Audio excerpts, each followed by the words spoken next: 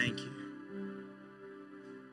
Ele é inglês, mas a mãe é brasileira, então ele fala o nosso brasileiro.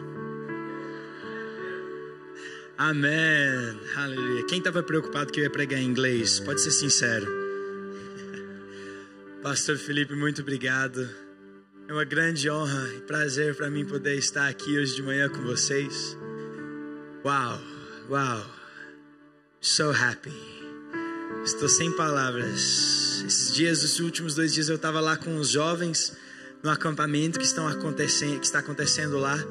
E na primeira noite eu cheguei lá, eu vi o mover de Deus que estava acontecendo.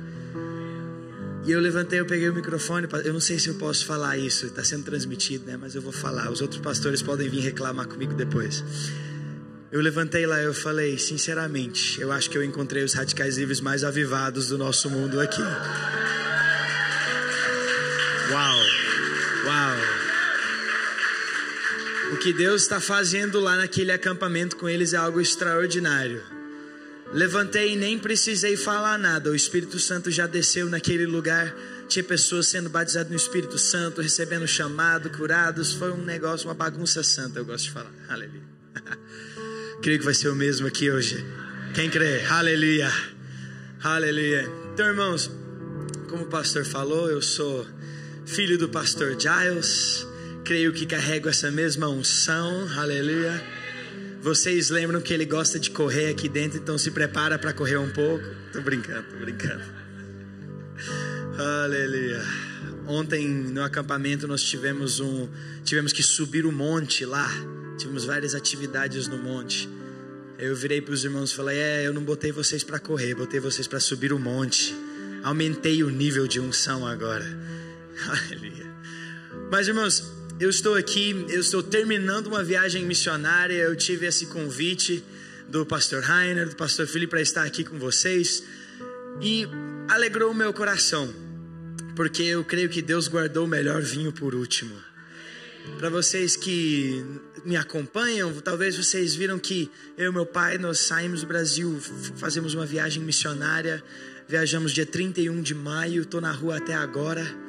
E terça-feira à noite vou dormir em casa pela primeira vez em 6 semanas. Aleluia!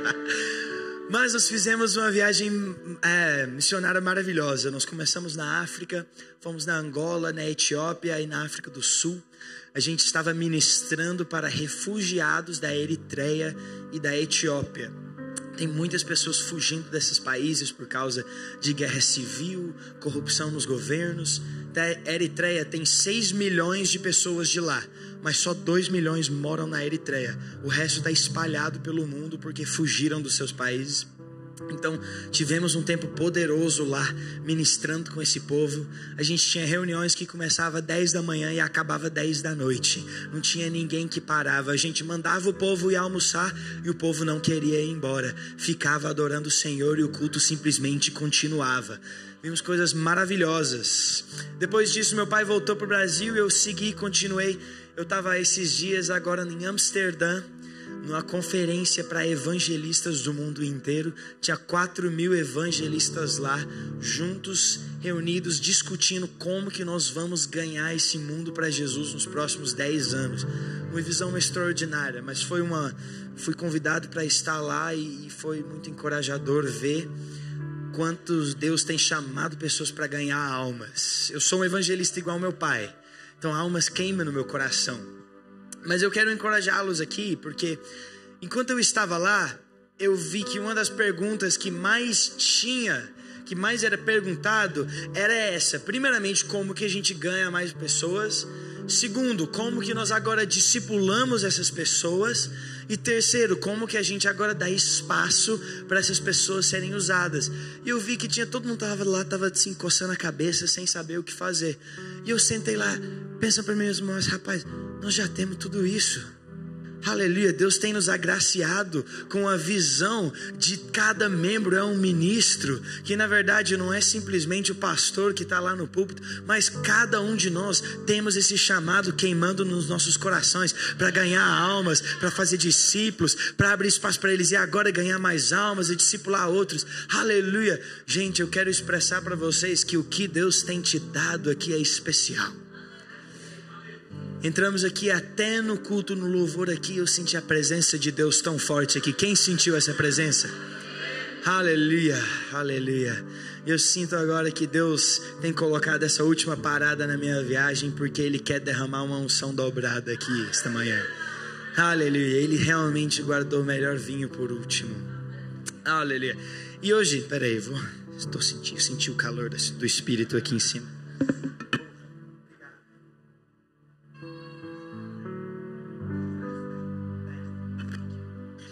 Aleluia, aleluia.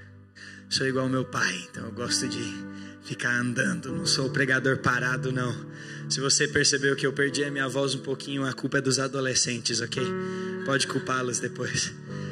Mas aleluia, eu vim aqui com um propósito hoje de manhã, com a palavra que tem queimado no meu coração há alguns meses.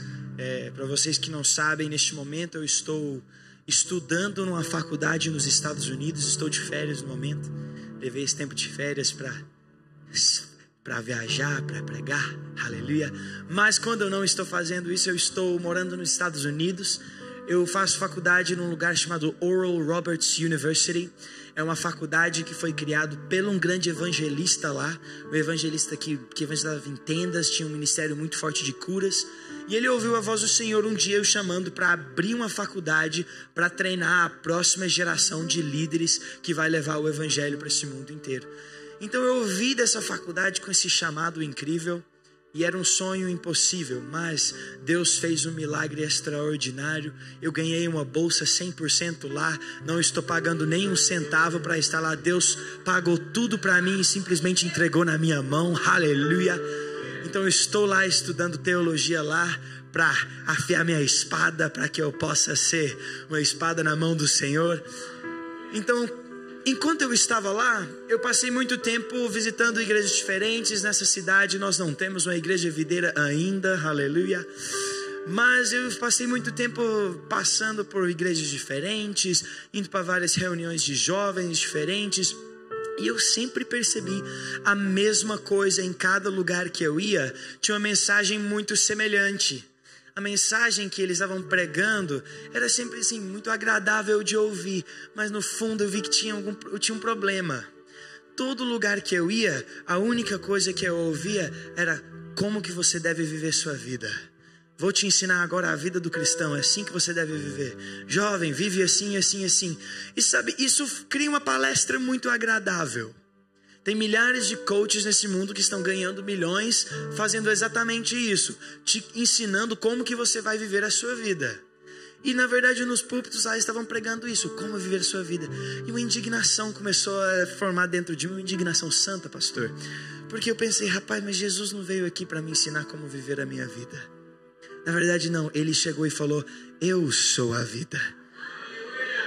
Uau, e eu pensei, não, mas espera aí, Deus, eu acho que, porque realmente tem sabedoria em saber como viver sua vida, tem muita sabedoria nisso, não tem? Na verdade a Bíblia está cheia de sabedoria natural, porque aquilo que vem de Deus é bom. Tudo que vem de Deus é bom, natural e espiritual. Então você pode tirar muita sabedoria natural da Bíblia e viver através dessa sabedoria. Você pode. E exatamente o que vocês estavam fazendo. Mas Paulo, ele escreve, ele chega nas igrejas, ele escreve a eles, ele falou assim, meu propósito aqui não foi te ensinar nada além de Cristo e Cristo crucificado. E isso foi gerando dentro de mim essa palavra. E eu pensei, Deus, tem muita sabedoria natural, mas eu creio que na verdade tem uma sabedoria mais profunda, que na verdade é a base para toda a sabedoria do mundo. Qual que é essa? Cristo e Cristo crucificado. Mas então como essa questão de viver as nossas vidas? Porque nossas vidas aqui nessa terra está cheio de coisas. Eu vou descer porque eu sou igual ao meu pai, aleluia. Sou igual aos meus dois pais, meu pai espírito, meu pai celestial, meu pai natural. Ele gosta de ficar aqui perto de você. O Espírito Santo aqui está aqui junto com você, aleluia. E eu fui ler o livro de Tito, que é o meu nome é Titus, mas em português é Tito. Eu estava lendo esse livro e eu estava conversando com outro filho de pastor. Ele é líder de Radicais Livres lá em Tocantins. E olha só para você ver, pastor, eu sou fruto dessa primeira geração de radicais livres. E eu vejo agora toda essa primeira geração de radicais livres que hoje em dia estão virando pastores, sendo levantados, estão seus ministérios, são dos mais novos dessa geração, mas hoje todos estão sendo estabelecidos em lugares diferentes. Exatamente isso que vai acontecer nessa igreja em nome de Jesus. Até remarquei com o pastor, eu falei, pastor, tem muitos jovens aqui, jovens e jovens mais velhos, igual a minha irmã aqui. Somos jovens mais experientes, não é verdade? Mas continuamos jovens, aleluia. Mas eu vejo que o Senhor tem uma igreja muito jovem. Isso é maravilhoso, porque eu vejo Deus levantando essa geração, aleluia. Mas eu estava sentado, almoçando com esse filho de pastor lá, e aí ele lidera uma grande rede de jovens lá em Tocantins. E eu estava compartilhando exatamente isso que eu estou falando contigo, essa indignação que estava no meu coração. E ele falou para mim, mas Titus, o seu livro, meu livro, né? O seu livro já explica tudo. Eu falei, como assim? Ele falou, Paulo, em 3 versículos, descreve a vida inteira do crente. Eu falei, rapaz, você está certo. Então eu fui lá, eu procurei, e eu achei lá em Tito capítulo 2, versículo 11 a 13. Em 3 versículos, Paulo escreve a vida inteira do crente. E eu vou fazer uma coisa aqui hoje de manhã com vocês. Não sou profeta, mas eu vou contar sua vida para você hoje. Eu vou contar sua vida, vou contar seu passado, vou te contar o seu presente, e eu vou te contar o seu futuro. Quem quer ouvir hoje de manhã? Aleluia, aleluia, aleluia. Sabe, vamos começar com o passado. Tem jeito de projetar? Tem uma maneira, podemos projetar o versículo? Titus 2:11, ok, aleluia. Olha só como Paulo inicia aqui. Ele fala, porquanto a graça de Deus se manifestou salvadora a todos os homens. Vê que aqui está escrito, pode ficar nesse versículo, numa maneira sentido passado, a graça já se manifestou, algo que já aconteceu. Eu cresci numa família cristã, sou filho de pastor, meu pai ele é evangelista britânico, formou em Oxford University, filho de general.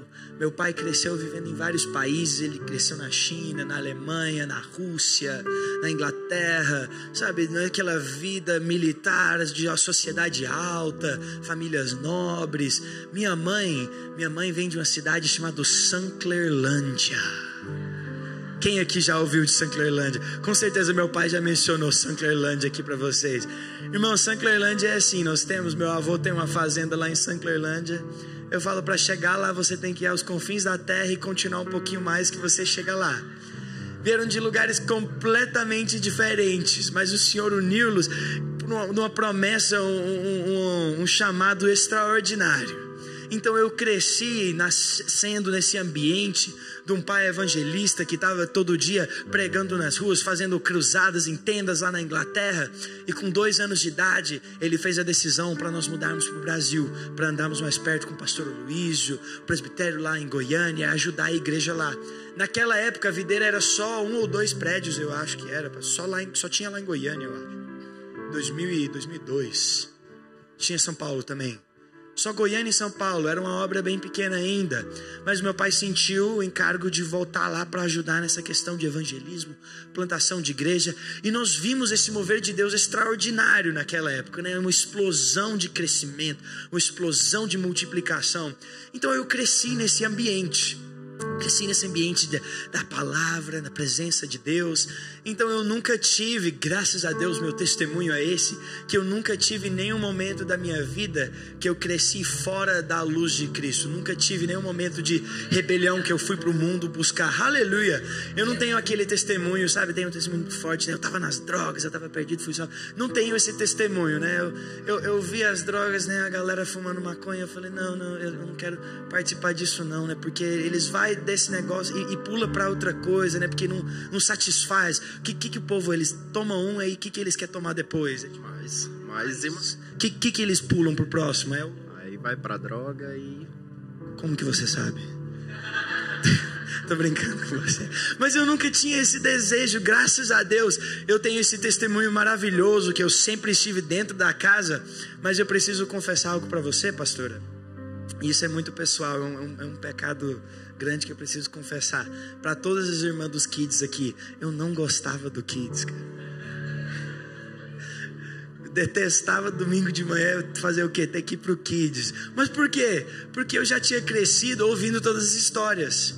Desde pequenininho eu já sabia da Noé com a arca lá, eu já sabia de Davi e Golias. Eu me sentia, eu era uma criança com muita justiça própria, né? Eu me achava, não, eu sou mais sábio do que essas outras crianças aqui, 5 anos de idade, né? Falando, não, eu já conheço mais do que esses meninos, eu sou filho do pastor, gente. Eu posso sentar lá no culto com o pastor Aloísio. Cadê minha cadeira na mesa do presbitério, meu irmão? Não, assim... Eu tinha essa indignação contra o Domingo Kids, porque eu achava que eu já conhecia tudo, né? Eu crescia, eu acreditava em todas as histórias, já conhecia todas as histórias, eu sabia que Jesus tinha morrido na cruz por mim, eu sabia que eu era perdoado dos meus pecados, eu sabia, mas isso não tinha virado realidade para mim ainda. Eu acreditava na minha mente de criança, mas a graça não tinha se revelado a mim ainda. Mas eu lembro um dia, pastora, com 7 anos de idade. Com 7 anos de idade. Estava lá na Inglaterra, na verdade. Estava lá na Inglaterra, a gente tinha voltado para plantar a primeira igreja videira em Swindon. Hoje em dia está lá uma igreja forte, pastor Antônio, pastora Gabriela cuidam de lá. É uma bênção. Mas acho que foi 14 anos atrás, nós voltamos para a Inglaterra para plantar essa igreja. E com 7 anos de idade, eu lembro, depois de um domingo, capaz que foi bem depois de um encontro mesmo. Eu estava lá, meu pai tinha acabado de pregar um culto evangelístico para visitantes, falando sobre o perdão de Jesus, sobre a obra dele na cruz, como que nossos pecados estavam nos levando para o inferno, mas na verdade pela graça dele, ele nos resgatou, não fizemos nada para merecer, mas ele nos amou tanto, que ele mandou o seu próprio filho para morrer no nosso lugar. E eu estava sentado lá na frente com 7 anos de idade, já sabia da história, mas desta vez algo diferente estava acontecendo dentro de mim. Eu estava sentindo uma presença, eu estava sentindo algo queimando. E depois do culto voltamos para nossa casa. E nossa casa tinha um portão, e eu subi no portão, eu fiquei sentado lá, eu comecei a chorar, e chorar, e chorar, e chorar, com 7 anos de idade. E eu cheguei à conclusão, eu falei, Deus, eu sou tão pecaminoso, criança de 7 anos de idade, não fez nada, mas mesmo assim, o Espírito Santo já estava, eu senti aquela convicção do pecado dentro de mim. Eu falei, Deus, eu mereço o inferno, mas o Senhor foi tão gracioso, que pagou por tudo por mim. E olha o nível de revelação. Deus me mostrou que na verdade se eu tentasse ir pro céu pelas minhas obras, eu não iria gostar de lá, porque o céu é só para quem é perfeito. Eu falei, rapaz, eu não consigo ser perfeito não. Esse lugar não é para mim não. Não é. Mas Deus, pela sua graça, pelo seu amor, sua bondade, o Senhor pagou tudo por mim. Agora nos olhos de Deus, Ele só vê o seu filho, Ele só vê a perfeição de Cristo. E com 7 anos de idade, a graça apareceu, manifestou para mim naquele lugar. Aleluia. Ninguém dá um glória a Deus aí, por favor. Irmãs, eu quero te encorajar. Talvez você ache que você está lá trabalhando com seus filhos ou com suas células no Domingo Kids, e você acha que está entrando em uma orelha e saindo da outra, que as crianças não estão ouvindo nada. Posso te testificar, a sua obra está edificando a igreja. Porque se eu com 7 anos de idade consegui entender essa revelação, meu Deus do céu, todas as crianças nessa nação podem receber essa mesma revelação. Oh, aleluia. Mas por que eu te conto a minha história? Porque eu estou tentando te lembrar da sua. Enquanto eu estou te contando a minha, eu quero que você lembre daquele dia que exatamente isso aconteceu com você. Você lembra, não lembra? Aquele dia que a luz ligou? Você não lembra? Aquele dia que você reconheceu, rapaz, de repente veio uma revelação dentro de você, aquelas palavras que você ouvia, de repente tudo fazia sentido, você sentia algo novo dentro do seu espírito, você sentia uma vida nova crescendo, aumentando dentro de você, e de repente você achou aquilo que você buscou por tanto tempo. O que era aquilo? A graça de Deus se manifestando para você pela primeira vez. Quem lembra daquele dia? Aleluia, foi um dia glorioso, não foi? Aleluia, foi um dia maravilhoso. Foi, sinceramente, foi o melhor dia da sua vida até aquele momento, não foi? Foi. Mas alguma coisa acontece, eu até ministrei outra palavra para os jovens na sexta-feira. Mas eu falei, olha, muitas pessoas começam a sua corrida com Cristo muito bem. Quando essa graça é revelada a eles, eles começam muito bem, cheios, animados, cheios de alegria, cheios da presença, buscando Deus, estão prontos para qualquer coisa. Mas ao longo do tempo, eles vão cansando, vão caindo, vão sendo machucados, vão para outros lugares e acabam desistindo da corrida. Acontece com tantos. Mas você acha que isso é mesmo o plano de Deus para você? Claro que não, claro que não. Eu creio que o plano de Deus é como um vinho que cada dia fica melhor. Aleluia. Temos muitos casados aqui, né? Aleluia. Eu não sou, só para te avisar. Não sou, mas eu espero que seja bom, porque vocês ficam casando, então eu acho que deve ser uma coisa boa. Mas assim, no início do casamento, todo mundo fala que é uma coisa muito boa, não é? Mas tem tantos que terminam o casamento de uma maneira tão ruim. Mas você acha que isso é mesmo o plano de Deus para você? Claro que não. O plano de Deus é que cada dia o seu relacionamento melhora, não é verdade? Os casados aqui podem testificar que o seu casamento hoje é melhor do que era no início. É verdade. E a vida com Deus é a mesma coisa. No início, na verdade, é muito bom, mas é para ficar melhor. Aleluia. Eu vivo uma vida que eu descanso todo dia. Eu falo assim, cara, hoje foi o melhor dia da minha vida. Uau. Cada dia com Deus é melhor do que o último. Aleluia. Eu lembro uma vez, eu ia para uma escola batista lá na Inglaterra, era bem tradicional. E um dos professores levantou para dar um devocional e ele falou assim, sabem que o melhor dia da sua vida foi o dia que você foi salvo. Aleluia, mas eu pensei assim, rapaz, eu fui salvo há muito tempo. Se o melhor dia da minha vida foi o dia que eu fui salvo, o resto da minha vida vai ser uma miséria. Porque se aquilo foi o ápice da minha vida, agora tem o quê? Agora é só eu sofrer o resto da minha vida. Não creio que isso é o plano de Deus. Sim, o dia que você foi salvo, que a graça de Deus manifestou para você, foi o melhor dia. Mas eu tenho uma promessa para você. Cada dia agora adiante vai ser melhor do que o último. Aleluia. Mas vamos para o próximo versículo, porque eu preciso mostrar algo para vocês. Versículo 12, você pode mostrar aí para mim, por favor. Educando-nos para que, renegadas a impiedade e as paixões mundanas, vivamos no presente século sensata, justa e piedosamente. Olha, no presente século. Paulo agora está falando do seu hoje. Eu te contei o seu passado, não contei? Antigamente você vivia no mundo, você vivia na escuridão, no pecado, mas um dia a graça de Deus apareceu para você. Agora cada dia a presença de Deus tem aumentado na sua vida. Eu contei o seu passado, mas agora eu quero te contar o seu presente. Sabe que muitos entendam esse primeiro versículo. A maioria, na verdade, a grande maioria de evangélicos compreendem o versículo 11, que nós somos salvos pela graça, mediante a fé. Somos salvos pela graça. Mas poucos, infelizmente, entendem esse segundo versículo. Eles leem esse versículo como? Agora, no meu dia presente, eu preciso viver negando todo pecado e desejos mundanos. Agora eu preciso viver de uma maneira sensata, de uma maneira justa e de uma maneira piedosa. Mas eu quero te contar uma coisa. A maioria de crentes tentam viver essa vida, mas nenhum consegue. Nenhum consegue, porque essa vida é muito difícil, meu irmão. É uma vida gloriosa, não é? Imagina comigo, irmão, que cada dia você não queria precisar mais preocupar com o pecado na sua vida. Você iria, qualquer tentação que viesse, você fala, não, sai daqui de mim. Toda vez que você tem que chegar numa decisão difícil, você está com a cabeça sensata, você consegue fazer a decisão perfeitamente, você tem essa sabedoria. Não seria glorioso? Com cada problema que chegasse, você sabe exatamente o que é para fazer? Aleluia. E maior do que isso ainda, em vez de simplesmente negar o pecado, todo dia você consegue fazer coisas boas. Você está indo, você está fazendo obras que estão ajudando sua comunidade, seus irmãos, você está ministrando a vida de outros. Isso é maravilhoso. E maior ainda, você está sendo piedoso. No inglês, essa palavra é godly.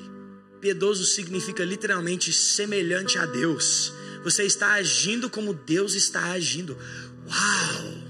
Então, além de você rejeitar o pecado, fazer coisas boas, ter uma mente sensata, você agora está agindo igual a Deus. Aleluia. Esse mesmo é o santo mesmo, esse cara aí. Mas deixa eu te perguntar uma coisa. Quem entre nós consegue viver assim? Quem entre nós consegue viver um dia assim? Nenhum de nós. Mas infelizmente, A maioria do mundo está pregando isso para você. Para você ser abençoado, para você ser justificado, para você ser santificado. Eis aqui a vida que você deve viver. E se você viver assim, você vai receber bênção. Porque na mente natural isso faz muito sentido, não faz? Se eu fazer coisas boas, eu recebo coisas boas. Se eu fazer coisas ruins, eu recebo coisas. Mas a lógica de Deus não funciona assim. A número 1 coisa que eu sempre escuto nos Estados Unidos, porque eu estudo numa faculdade, então todo mundo lá tem 18 a 24 anos de idade, mais ou menos. E a coisa que eu vejo todos ministrando o tempo todo, a palavra que é mais ministrada é essa: obediência. Obediência. Deus só precisa da sua obediência. Se você for obediente à palavra dele, ele vai te usar. Amém, é verdade. Mas eu quero te perguntar, quem aqui entre nós é obediente 100%? Quem aqui entre nós consegue ser obediente? Paulo descreve aqui a vida que nós temos que viver. Essa aqui. Se você, olha, eu estou te salvando muita grana, muito dinheiro. Você não precisa gastar dinheiro em nenhum curso. Se você quer saber como viver a vida perfeita aqui na terra, com todas as bênçãos, como eu acabei de descrever, aquela vida santa, está escrito bem aí. É essa vida aqui. Eu acabei de ganhar 2.000 euros que você ia gastar em curso. Olha aqui, está escrito. Tudo que um coach poderia te ensinar para você, tudo que alguém poderia te ensinar de como viver sua vida, está nesse versículo aqui. Você quer viver a vida perfeita? Viva essa vida. Mas, eis aqui o problema. Quem consegue viver essa vida? Nenhum de nós. Muito menos eu, meu Deus do céu. Eu penso, Deus, se a base do meu relacionamento contigo, da minha vida, ser uma vida abençoada contigo, é eu conseguir obedecer isso aqui, eu estou lascado. Porque eu não consigo nem por um dia viver nenhuma dessas coisas aqui. E tão triste que vejo quanto de pessoas que vivam uma vida debaixo de condenação. Porque eu vou te falar uma coisa. Se você tentar, você pode tentar viver essa vida. Mas se você tentar, você só vai chegar a 2 lugares. Ou você vai tentar com toda a sua força para amar a Deus, para ser piedoso, para fazer tudo que Ele te manda. E sabe o que vai acontecer? Você não vai conseguir. E você vai terminar o seu dia sentindo acusado. Você vai viver a sua vida acusado, debaixo de acusação. Ou segunda coisa que pode acontecer com você é que você vê que você não consegue, então você finge. Você vive uma vida de hipocrisia. Ai. Será que é mesmo Deus quer que você viva uma vida de hipocrisia? Fingindo a viver uma vida santa para aparecer para o resto dos irmãos que você é uma pessoa tão santa, tão justa, tão maravilhosa, mas na verdade você chega na sua casa no final do dia, você se sente um nada, se sente condenado, perdido. Você acha que realmente é isso que Deus nos chama para viver? Eu não acho. Então, Titus, como então? Por que está escrito assim? Porque essa vida é muito difícil. É muito difícil para mim viver. É verdade. É muito difícil. Eu quero te falar, se você chegou à mesma conclusão que eu cheguei, que é muito difícil para você viver, que você não consegue, você está no primeiro passo. Porque aquele que reconhece que ele não consegue, ele olha para Deus e fala: Senhor, eu não consigo, Jesus. Oh, Jesus, vive por mim. Oh, aleluia. Sabe, quando eu era criança, eu falei, né? Eu nunca tive nenhum momento que eu não era rebelde, eu não fui parte de gangues, não. Enquanto outros estavam parte de gangues, eu estava jogando cricket. Ninguém aqui sabe o que é cricket, não, né? Sabe? Tem gente que sabe o que é cricket. Sabe que nesse exato momento está tendo um jogo de cricket da Inglaterra contra a Austrália. Cricket é um esporte maravilhoso. O jogo dura 5 dias. 5 dias de jogo. E nesse campeonato que está acontecendo, Inglaterra contra a Austrália, são 5 jogos de 5 dias. 25 dias de jogo. E sabe qual que é a coisa mais gloriosa, irmão? Pode acabar no empate. É um esporte maravilhoso. Eu era uma criança, eu estava jogando cricket, eu estava vivendo minha vida inocente. E com 16 anos de idade, no encontro, Deus me deu meu chamado. Eu não estava esperando. Eu estava sentado na última fileira com 2 amigos lá, E tinha um pastor, ele também era radical livre, ele estava pregando. E ele falou assim: eu quero que todo mundo feche os olholhos, curva a sua cabeça. E todo mundo fechou os olhos, ficou aquele silêncio, ninguém sabia o que estava acontecendo. E ele correu lá pro fundo, colocou a mão dele no meu ombro e falou assim: Tades, eu quero que você ore durante o resto da minha ministração, porque no final Deus vai revelar o seu chamado para você. Voltou para frente e continuou a pregar. Falei: uau, o que é isso, Deus? O Senhor parou o culto só para vir falar comigo? Uau! Depois daquele culto, quando ele foi fazer o apelo, ele fez o apelo justamente para isso, para pessoas que não tinham recebido o seu chamado ainda. Ele falou: aquele que não recebeu o seu chamado, vem aqui para frente. Eu nem cheguei, eu caí bem ali no corredor. O Espírito já me encontrou lá atrás. Eu caí no chão, eu fiquei horas e horas lá no chão. E Deus me deu um chamado. Eu ouvi a voz dele quase audível no meu ouvido, mas eu sabia que era ele. E ele me chamou para um propósito tão grande, tão maravilhoso. Mas sabe o que aconteceu depois? Eu estava cheio de alegria, estava cheio de fome, estava cheio de fogo. Eu falei: Deus me chamou para uma coisa incrível. Minha vida vai ser extraordinária. Mas ao longo do tempo, eu me esfriei desse chamado. Não me esfriei de Deus, mas eu esfriei do chamado. Por quê? Eu tinha medo desse chamado. Porque eu sabia, para cumpri-lo, ia ser uma vida impossível a viver. E eu me sentia perdido, porque eu pensei: Deus, eu sei que o Senhor me chamou para viver isso. Esse chamado maravilhoso ali no final da minha vida que eu vou alcançar. Mas eu não sei se eu consigo. É tão grande, é tão distante, é tão ridículo. Como que eu, que nem consigo viver um dia bom, vou chegar nisso? Eu não consigo chegar, Deus. E esse medo me fez fugir desse chamado. Até que chegou um ponto que eu estava buscando o que eu iria fazer na minha vida. Aquela famosa crise de 19, 20 anos de idade, sabe? Quando você está saindo da adolescência, o mundo está falando para você: agora você é adulto, hein? Você pode ser preso. Aí você pensa: meu Deus do céu, eu posso mesmo, mas o que eu vou fazer com a minha vida agora? Cada adolescente passa por esse processo de... Antes você era só filho em casa, você só ia para a escola. Mas agora, de repente, você tem que fazer decisões. Tipo, o que eu vou cursar? Que trabalho eu vou fazer? Aonde que eu vou morar? Que chamado que eu tenho? E são perguntas grandes. E o tempo todo eu fugindo desse chamado, porque eu tinha medo dele. E o mais que eu fugia, o mais perdido que eu me sentia, porque eu vi o peso que tem essa vida que Deus nos chamou para viver. E eu sentia sobre mim, porque eu sabia que eu não iria conseguir viver. Mas um belo dia, eu estava no quarto, na casa dos meus avós, tranquei a porta, eu estava chorando, eu falei: Deus, sabe, eu desisto de tentar. Eu tentei tanto pela minha própria força. Eu tentei tanto descobrir o que o Senhor queria para mim, o que era para eu fazer. Tinha orado por 2 anos para Deus me dar aquele próximo passo. O que eu faço agora? E Ele não tinha respondido nada. Eu estava desesperado. E eu cheguei ao fim de mim mesmo. Larguei minha justiça própria. Eu falei: Jesus, sabe o que? Eu desisto de tentar viver essa vida. Qualquer coisinha que o Senhor quiser fazer comigo, pode fazer, vou ficar feliz. E naquele momento Deus falou comigo. Quando eu parei de olhar para mim mesmo, desisti de tentar e falei: Deus, me socorre aqui. Ele falou comigo. Sabe o que Ele falou? Ele falou: meu filho, aonde você pisar os seus pés, eu estarei contigo. E isso mudou tudo. De repente o peso saiu, subiu. Eu pensei: peraí, Deus. Você está dizendo então, se até eu fazer a decisão errada, o Senhor vai estar comigo? Sim. Mas Deus, até se eu pecar, o Senhor vai estar comigo? Sim. Mas Deus, até se era para eu vir aqui para os Estados Unidos, mas em vez de eu ficar aqui na Inglaterra, o Senhor ainda vai estar comigo? Sim. Então Deus, não importa o que eu faça, o que aconteça, o Senhor sempre está comigo? Sim.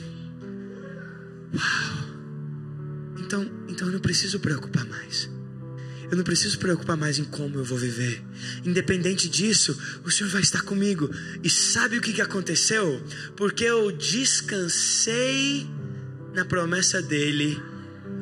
Ele me direcionou para fazer as decisões certas. E a palavra-chave nesse versículo é a primeira palavra: educando-nos para que vivemos essa vida. O que está nos educando? A mesma graça que apareceu para você. Deixa eu deixar isso pesar um pouquinho aí. O que é isso? Aquela mesma graça que apareceu para você no início da sua vida, no seu passado, é a mesma graça que opera dentro de você hoje. Uou, essa revelação muda vidas. Mudou a minha vida. Porque muitos acham que agora eu fui salvo pela graça. Aleluia, Deus me ama, me perdoa. E por causa disso, agora eu preciso viver essa vida, porque eu preciso honrar aquilo que Ele fez na minha vida. Eu preciso mostrar para Ele o quanto eu sou grato por tudo que Ele tem feito em mim. Oh Jesus, que eu posso ser usado mais, que eu posso ser mais perfeito, para eu possa honrar, obedecer o que está. Mas meu irmão, isso aí é uma vida de sofrimento. Porque você nunca vai conseguir amar Deus o suficiente. Você nunca vai conseguir honrar Deus o suficiente. Você nunca vai conseguir ser obediente o suficiente. Mas Ele não te chamou para essa vida. Ele te chamou para saber, meu filho, da mesma maneira que você descansou quando você foi salvo, você vai descansar agora na sua vida. Deixa que, eu vivi já para você. Deixa eu viver através de você. E quando você descansa, a graça te ensina. Ela te educa. Como eu falei, eu não sabia as decisões que eu iria fazer naquele momento. Eu não sabia se era para eu voltar para o Brasil, ficar na Inglaterra, ir para os Estados Unidos. Eu não sabia de nada.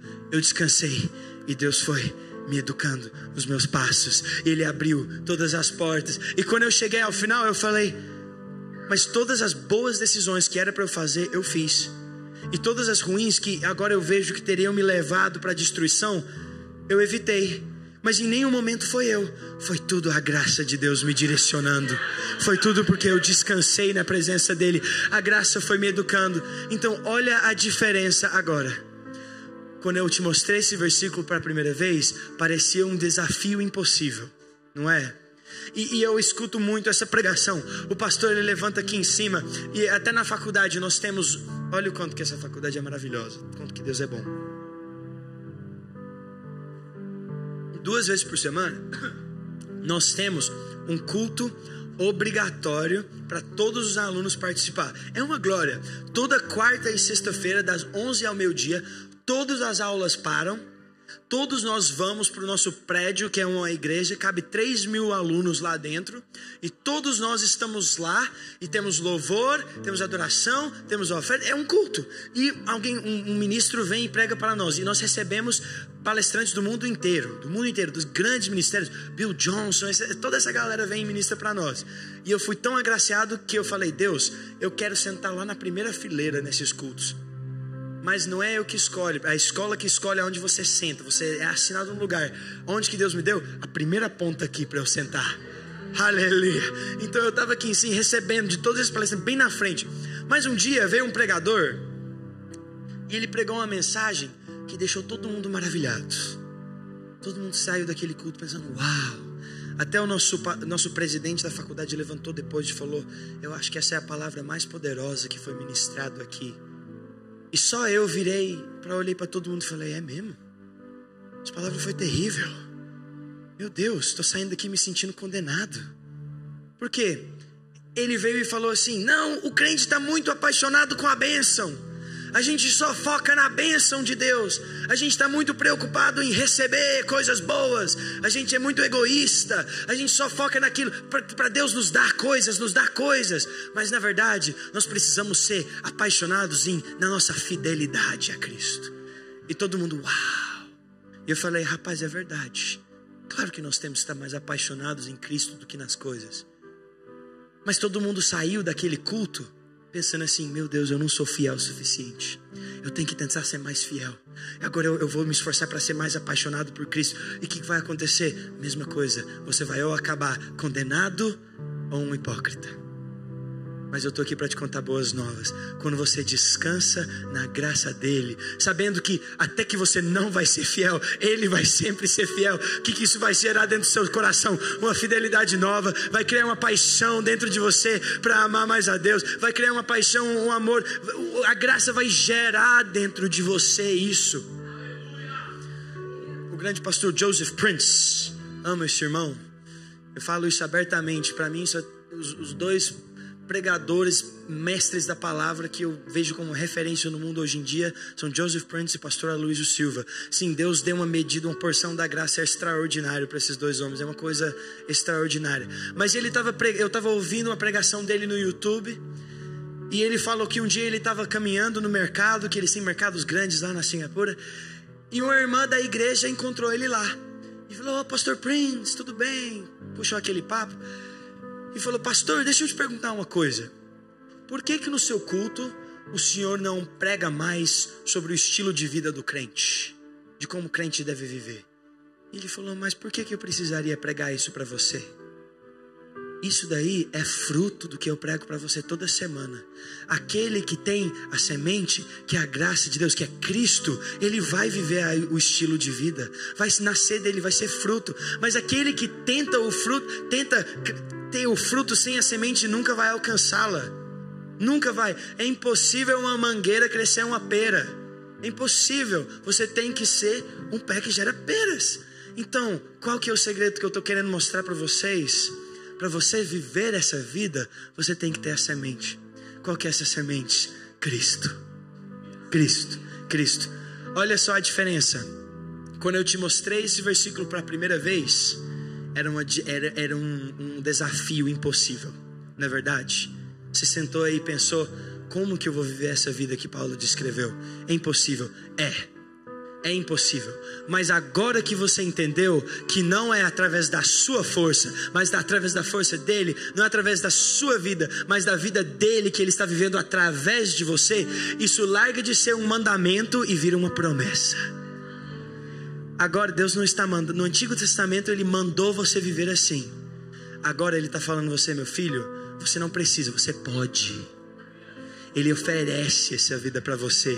Ele falou: antigamente era impossível, mas agora através de mim todas as coisas são possíveis. Agora que você tem o meu filho, você pode viver uma vida, irmão, você pode, é uma promessa. Você pode viver uma vida que você vai rejeitar toda forma de pecado todos os dias e todos os desejos, paixões mundanas. Você vai viver uma vida que todo dia você vai ter pensamentos sensatas. Você vai ter sabedoria na sua alma. Você vai viver uma vida justa, você vai viver uma vida piedosa, não porque você consegue, mas porque Ele consegue através de você. E quando você descansa nisso, você deixa essa vida viver através de você. Alguém grita um grande amém aí, por favor? Uou!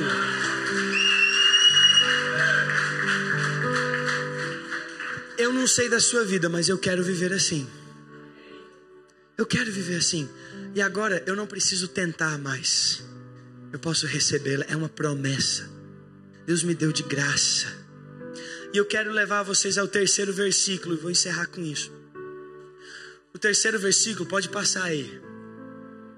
Aguardando a bendita esperança e manifestação da glória do nosso grande Deus e Salvador, Cristo Jesus. Aleluia. Eu te falei do seu passado.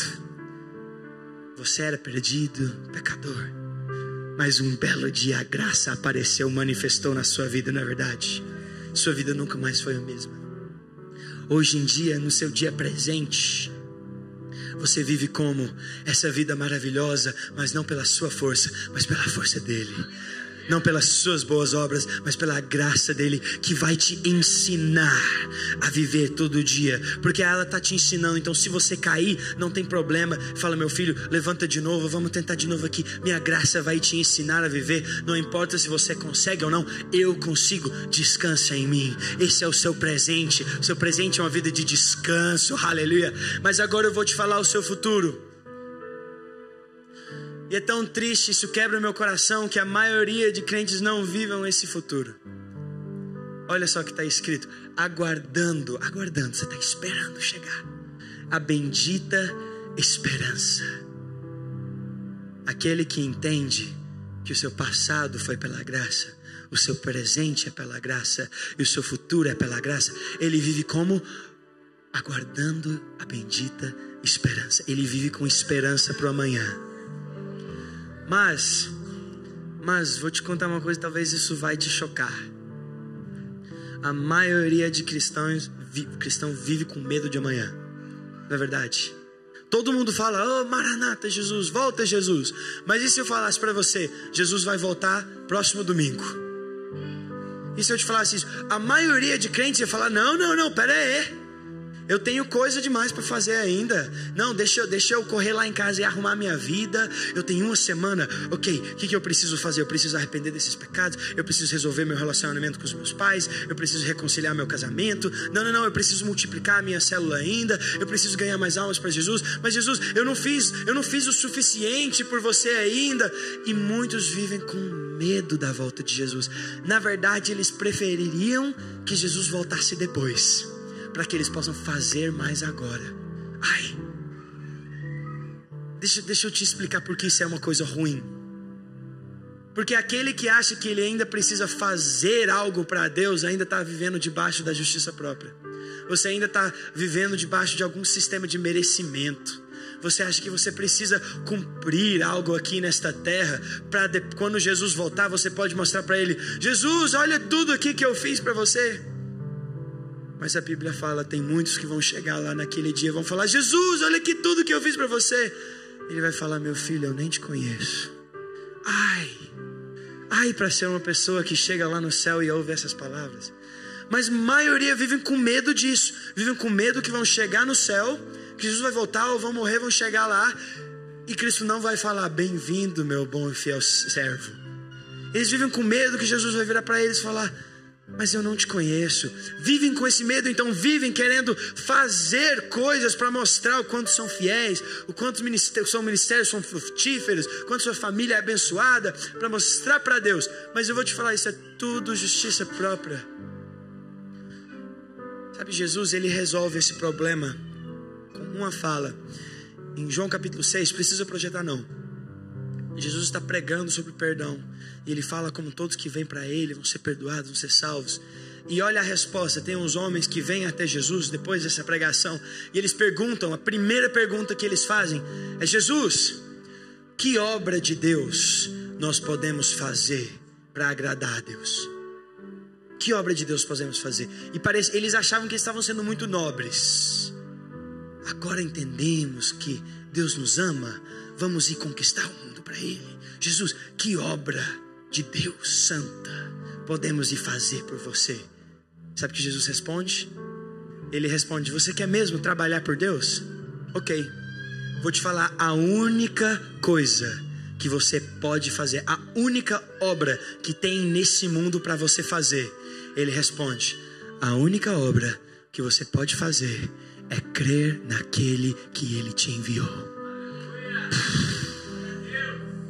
Irmãos, eu sou um evangelista. Eu tenho um chamado grande na minha vida para ganhar muitas almas para Jesus enquanto eu estou aqui nesta terra. Mas eu vou te contar, a minha única obra aqui nessa terra é crer naquele que veio. Tudo o resto é simplesmente um resultado disso. É simplesmente fruto disso. Aquela vida santa, maravilhosa, é um fruto daquilo. O seu futuro, tudo que Deus vai te usar para fazer, é um fruto disso. Aquele que entende que a sua vida inteira é por Cristo, por causa de Cristo e para Cristo, agora você vai viver uma vida de descanso. Agora você vai terminar todo dia pensando a mesma coisa. Hoje foi o melhor dia da minha vida. E eu tenho esperança que amanhã vai ser melhor ainda. Porque sabe por quê? Talvez amanhã Jesus volte. E quando Ele voltar, eu estou pronto. Porque minha vida não dependeu de mim. Minha vida não dependeu das minhas obras. Minha vida não dependeu do quanto que eu fiz. Mas tudo foi por causa dEle. Então agora, quando Ele chegar, eu tenho esperança. Porque vai ser um dia glorioso. Volta lá para o versículo 13, por favor. Vai ser um dia glorioso. Quando eu encontrar com Ele, Ele vai olhar, Ele vai ver, parabéns meu servo bom e fiel, você foi fiel com aquilo que eu te mandei. Foi o que? Confiar em mim. Você confiou em mim, você não confiou nas suas próprias obras, na sua própria força. Oh, aleluia. A Bíblia diz que vai ser, olha essa manifestação da glória. Vai ser um dia glorioso. Vai ser um dia glorioso. Eu estou tão animado para esse dia. Oh, mas quebra o meu coração que tem tantas pessoas, e talvez você é uma dessas pessoas. Você está sentado aqui hoje, isso está queimando no seu coração, porque você percebeu, eu vivo com medo do amanhã. Eu vivo com medo que eu não fiz o suficiente para Deus. Eu vivo com medo que eu não deixei meu ministério ser frutífero o suficiente. Eu recebi um chamado e eu não exerci ainda. Meus irmãos, não viva debaixo dessa condenação. Se você descansar na obra dele, sabe que ele te dá tudo, é tudo pela graça dele. Ele vai te entregar tudo. Você vai descansar e você vai ver que esses sonhos que ele colocou no seu coração vão acontecer. Eu estava aqui, eu estava perdido. Eu não sabia o que eu ia fazer. Eu tinha um chamado impossível que eu nunca iria poder cumprir. Fui chamado a uma vida de Tito 2:12. Uma vida impossível para viver. E eu fugi dela, porque eu sabia que se eu tentasse viver, eu iria me sentir condenado a um hipócrita. Então eu não queria ser nenhum dos dois. Então eu fugi. Mas eu quero te convidar a correr comigo hoje. Porque essa corrida que Paulo fala que nós temos pela nossa frente, não é por carne, não é por força, não é por grandeza, nem por poder. Em Isaías fala, não é por força nem pelo poder, mas pelo seu Espírito, diz o Senhor. Eu quero te convidar hoje de manhã para viver esta vida. Volta lá no versículo 12. Eu quero te convidar a viver essa vida, mas não para você vivê-la, mas para Cristo vivê-la através de você. Creio que todo mundo aqui tem um chamado. Você tem um chamado forte na sua vida, irmã. Você tem. Todo mundo aqui tem. Estava com adolescentes, jovens esses dias. Todos têm um chamado tão forte. Sabe, Deus me deu uma palavra ano passado que foi sobrenatural, porque Ele deu a mesma palavra para o meu pai 20 anos atrás. Só que meu pai nunca tinha me contado essa palavra. Quando eu fui contar para ele, ele começou, tipo, como assim? Mas Deus me contou essa palavra também. A gente teve um momento extraordinário. Eu estava orando, buscando a Deus, falando, Deus, faz um avivamento de novo nessa terra, move através de novo nessa terra, faz um mover maior do que todos os moveres do passado. E Deus me respondeu, Ele falou assim, meu filho, já estou movendo, mas desta vez eu quero fazer diferente de todos os outros moveres do passado. No passado, Deus sempre levantava 1 ou 2 até 3 para liderar esses moveres, não é verdade? Cada geração teve o seu Billy Graham, o seu Reinhard Bonk, o seu John Wesley, teve seu avivamento de Azusa. Cada geração teve os seus grandes líderes. Mas Ele falou, desta vez eu quero que todos os meus filhos sejam levantados para fazer parte do maior mover de Deus que esta terra já viu. E eu quero fazer parte desse mover. E você está convidado a fazer parte desse mover. Mas eu vou te falar, não é pela nossa força, não é pelo nosso poder, mas pelo Espírito de Deus. Se você descansar na graça, você está liberando Deus para mover através da sua vida. Eu vou terminar só com esse pensamento e eu vou convidar todo mundo a ficar de pé. Uma coisa que eu percebo muito com pregação que mistura graça com lei, graça com justiça própria, é essa, que é sempre um desafio para você cumprir. Aqui a meta, você está aqui embaixo. Isso aqui é que Deus chamou você para fazer. Seu chamado, vamos usar meu como exemplo. Seu chamado é ser um evangelista e ganhar 1 bilhão de vidas para Cristo. Você está aqui embaixo. Agora, eis aqui toda a sabedoria para eu te equipar, para você ir lá fazer. Vai lá e faz, responde a Jesus, responde ao chamado. Vai lá, dá sua vida, sangra, morre lá no acampamento, morre lá no país perseguido para você ganhar almas. E o máximo que você faz, o máximo possível para Deus. E o que sobrar, o que você não conseguiu fazer, preocupa não que Deus vai fazer por você. Mas, não, porque sabe o que? Isso aqui, essa ideia está completamente errada. Na verdade, nem meta existe. Não existe uma meta com Deus para você alcançar. Ele não coloca metas na sua vida para você ser bom o suficiente para alcançar. Não, Ele fala, meu filho, eu já completei a obra. Já está tudo em mim. É tudo meu e eu te dou livremente. Toda herança é minha, é sua. Mas sabe o que? Deus, Ele te respeita. Se você tentar fazer, Ele não vai te interromper. Você só recebe a medida que você pede. Então, se você quiser tentar fazer o máximo possível e deixar a sobra para Deus, você é muito bem-vindo. Mas aquele que vai mais longe do que qualquer outro, aquele que corre mais longe que qualquer outro, é aquele que fala: Jesus, não há nada bom em mim, não há nada, nenhuma coisa boa que eu possa fazer. Como Paulo falou, eu considero todas as minhas obras como roupas sujas. Deus, não tem nada bom de mim. Na verdade, eu não quero fazer nem nada, faz tudo você através de mim. Esse agora está removendo si mesmo da imagem e deixando espaço para o Espírito Santo mover através dele. Meus irmãos, eu quero dar tudo para Cristo mover através de mim. Eu quero chegar no céu no final. Eu quero que pessoas olhem para mim e falam: rapaz, aquilo ali só foi a graça de Deus mesmo. Eu quero que toda a glória na minha vida, na verdade, seja a glória dele. E como que é assim quando você sabe que não tem nada a ver contigo, quando foi nenhuma força, nenhum esforço teu, você chega no final da sua vida, você olha para trás e você vai falar: foi tudo a graça de Deus movendo em mim. Quem quer viver uma vida assim? Fica de pé onde você está neste momento. Eu quero orar por vocês. Eu quero liberar uma unção sobre você. Oh, shakatara balamash kitiririanamas. Holy Spirit. Shekitiriri balamanamanamas. Jesus, te agradecemos. Que essa graça tão maravilhosa apareceu para nós. Se manifestou nas nossas vidas, somos salvos. E agora nós não vivemos através das nossas obras, da nossa força, mas pela tua graça. Obrigado, Jesus, que cada pessoa que está aqui nesta manhã vai sair daqui com esperança para amanhã. Vai sair daqui com fogo queimando nos seus corações, sabendo que o resto da sua vida vai ser melhor do que o passado, porque sua graça vai continuar multiplicando dia após dia no coração deles.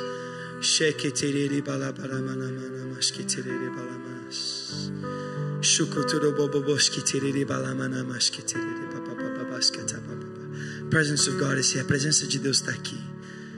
Está sobre você. Está sobre você. Está sobre você ali, irmã. Shakatarababa. Vem aqui. Você pode ver. Ela do seu lado. Isso. Vem aqui. Vem aqui. Vem aqui.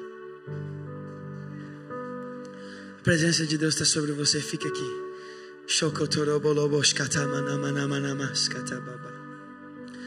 Jesus nos chama para uma vida de juventude. Como o pastor falou, a maioria dos discípulos de Jesus tinha menos de 30 anos de idade. Mas isso não quer dizer, se você é uma pessoa aqui hoje à noite e você sente que você perdeu tantos anos da sua vida tentando agradar a Deus, eu quero falar para você: não preocupa, porque Deus chama para uma vida de juventude. Aquilo que você perdeu no passado, Ele vai multiplicar agora no seu futuro. Não preocupa dos anos passados, porque Ele vai te dar bênção dobrada, unção dobrada. Ele vai usar você de maneiras poderosas, e através de você milhares serão salvos, transformados, curados. O fogo de Deus vai fluir.